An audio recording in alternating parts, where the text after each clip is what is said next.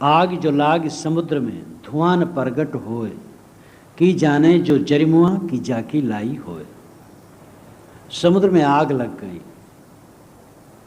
लेकिन धुआं नहीं प्रकट हो रहा। अब इसको वही जानेगा जो उसमें जल के मर गया है, ये जिसकी लाई है, जिसने ला करके आग लगाई है। साहब की उल्टवासी पदे पदे रहती है, यहाँ भी वो उल्टवासी कहते हैं आग जो लाग समुद्र में धुआं न प्रगट हो। समुद्र है साधक का हृदय, इसमें आग लग गई ज्ञान की, लेकिन कोई धुआं नहीं प्रकट होता। ज्ञानी अज्ञानी दोनों समान बाहर से दिखते हैं। ये तो कई बार मैं निवेदन करता हूँ कि न कोई सर्वथा ज्ञानी है न कोई सर्वथा अज्ञानी। वो अपेक्षा से दूसरे की अपेक्षा सर्वज्ञ है, लेकिन जिसको आप सर्वज्ञ कहेंगे अपने मूंछ का बाल भी अभी नहीं गिन पाया होगा जो बिल्कुल ओठ के सामने ही। इसलिए ये ज्ञान और अज्ञान जो कहा जाता है ज्ञानी अज्ञानी, उसका लाक्षणिक अर्थ है मोही और निर्मोही। आध्यात्मिक भाषा में जब ज्ञानी कहा जाता है इसका मतलब उसका चित्त निर्मोह है। अज्ञानी कहा जाता है मतलब मोह मूढ़ है।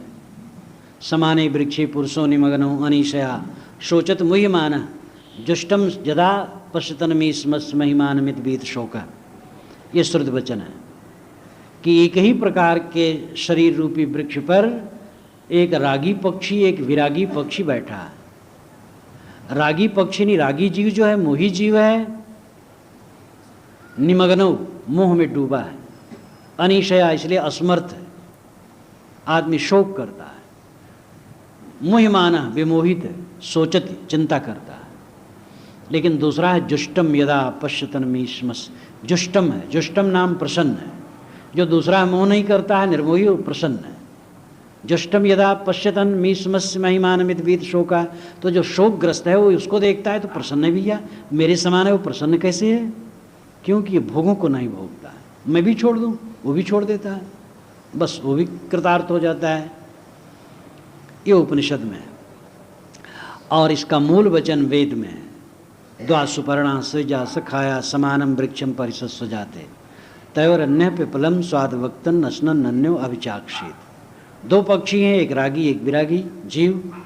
एक फल खाता और दुखी रहता, एक फल नहीं खाता, अभिचाक्षित केवल देखता। बहुत पुरा काल में ये बात कह दी गई है, दृष्टा का अभ्यास, आत्म साक्षात्कार की बात। कबीर साहब की बात आप देखेंगे तो उपनिषद में वेद में जगह जगह मिलेंगे। वो अनवीक्ष की विद्या सर्वत्र व्याप्त है, बस विभाग करना चाहिए, समझना चाहिए। शंकराचार्य ने बृहदारण्यक उपनिषद के भाष्य में लिखा है, जो मैंने उपनिषद सौरभ की भूमिका में लिख दिया है थोड़ा अंश मूल सहित, कि श्रुत स्मृत के सैकड़ों वचन परस्पर विरुद्ध हैं और उसके जो मर्मज्ञ और विशेषज्ञ हैं उनके मतों में भिन्नता है और आचारों में भी भिन्नता है। इसलिए सामान्य व्यक्ति उसका विभाग कर पाए यह असंभव है।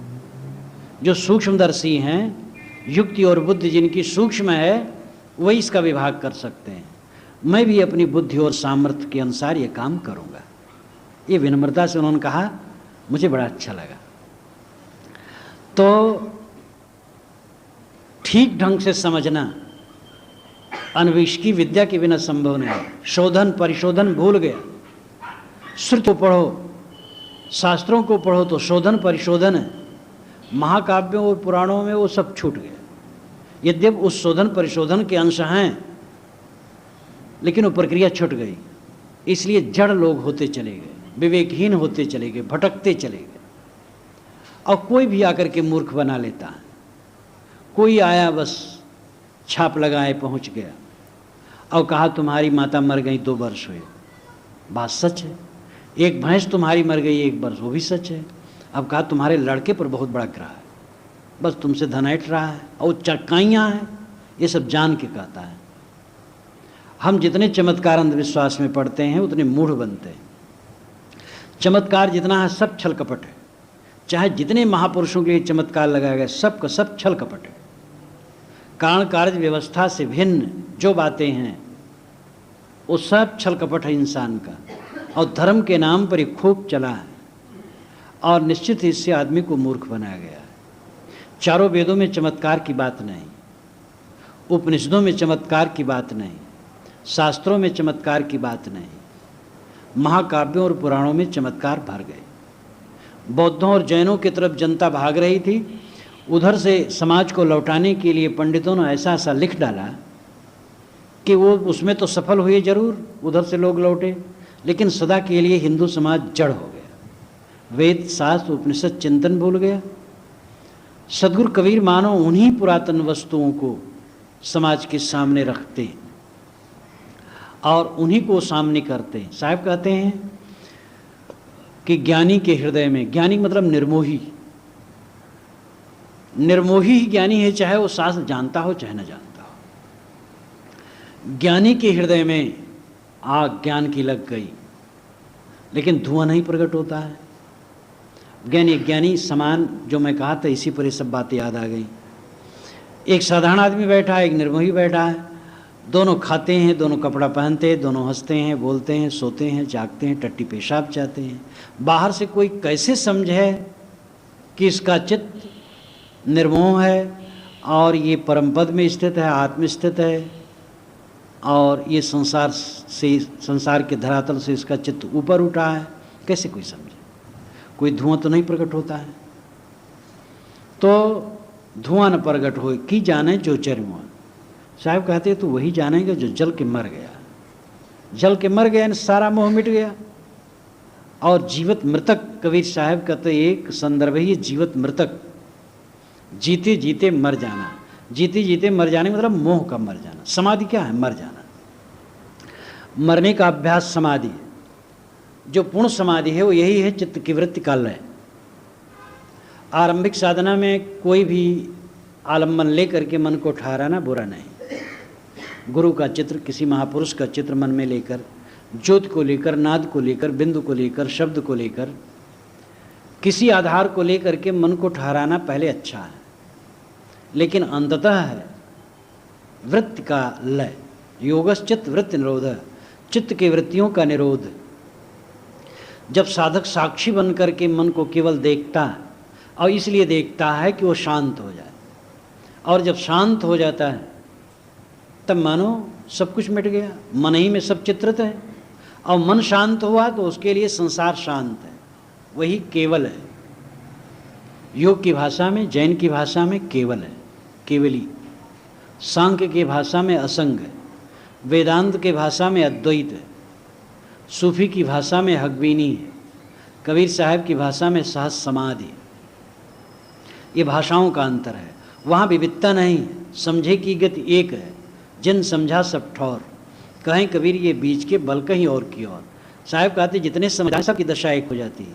देह व्यवहार भिन्न होता है, स्वभाव कुछ बाहर का भिन्न होता है, रुचियों का अंतर होता है, लेकिन निष्काम चित्त होने पर जितने निष्काम पुरुष हैं सबका चित्त संतुष्ट होता है। और जीवन के सुख की यही पराकाष्ठा है, चित्त का संतुष्ट हो जाना, और अचल संतुष्ट। अब वैसे तो कोई रुपया मिल जाए थोड़े समय संतुष्ट हो जाता है आदमी, कुछ सम्मान मिल गया बड़ा संतोष हो जाता है। तो ये पदार्थों पर अवलंबित संतोष संतोष नहीं है, आत्मा पर अवलंबित संतोष संतोष है।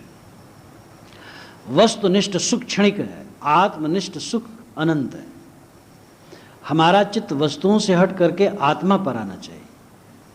वस्तुओं में मन है तो कभी विश्राम न होगा, क्योंकि वस्तुएं क्षणभंगुर हैं, और ये मजबूरी अरबपतियों खरबपतियों सबको है। सबका शरीर ढीला होता है, सबकी चीज़ें बिगड़ती हैं, सबके अनुकूल लोग बिछड़ते हैं। ये कौन रोक सकता है? लेकिन आत्मा से आत्मा कभी नहीं बिछड़ती। इसलिए जिसको आत्मनिष्ठ सुख मिल गया, अनंत सुख उसी का है।